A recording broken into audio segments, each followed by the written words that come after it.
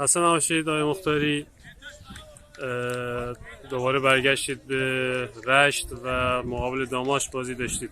نظرتون در این مورد محبت کنید ممنون شد.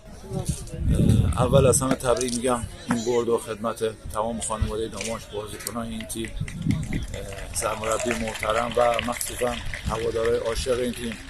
خب خیلی خوشحالم که دوباره تو استادیوم سردار جنگلم تو رشتم، ولی خب اینکه به عنوان یه مهمون بیام تو خونه خودم این واسم خیلی سخت بود. ولی خب فوتبال حرفه‌ای کارش نمیشه کرد، ولی من همه جا گفتم هر جا باشم میگم، هر جا باشم دلم با داماشه، یه داماشی واقعی هستم، واسم فرقی نمیکنه رئال بارسا باشم، تیمی که تو قلبمه داماشه، تو هر تیم باشم با جون دلم کار میکنم، ولی خب قلبم با داماشه.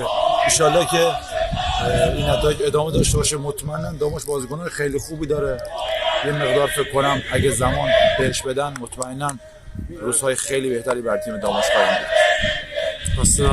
خسته نباشید.